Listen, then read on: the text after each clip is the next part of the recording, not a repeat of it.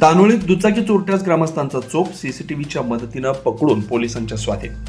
दानोळी तालुका शिरूर येथे गेल्या काही महिन्यांपासून भुरट्या चोऱ्यांचं प्रमाण वाढलंय. दुचाकी चोरीच्या घटनांनी ग्रामस्थांमध्ये चिंता निर्माण झाली.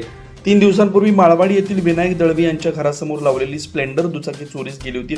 सीसीटीव्हीच्या फुटेजच्या आधारे ग्रामस्थांनी संशयितांचा शोध घेत त्याला पकडून पोलिसांच्या स्वाधीन केलं.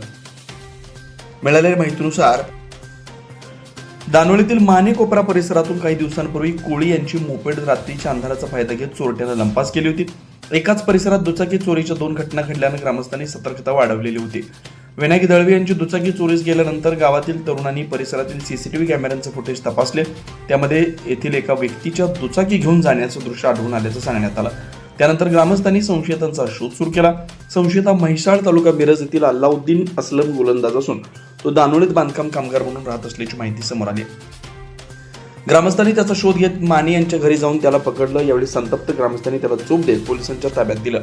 घटनेची माहिती पोलीस पाटील प्रशांत नेचकर यांनी पोलिसांना दिल्यानंतर जयसिंगपूर पोलिसांनी घटनास्थळी येऊन संशयिताला ताब्यात घेतला. दरम्यान संशयितानं बांधकामाच्या कामानिमित्त परिसरातील इतर घरांमध्ये ये जा केली होती. त्यामुळे दानोळीसह परिसरात यापूर्वी झालेल्या इतर चोरीच्या घटनांमध्ये त्याचा सहभाग आहे का, तसेच त्याच्याकडे चोरीचं साहित्य आहे का, याचा तपास जयसिंगपूर पोलिसांनी करावा अशी मागणी ग्रामस्थांकडून होती.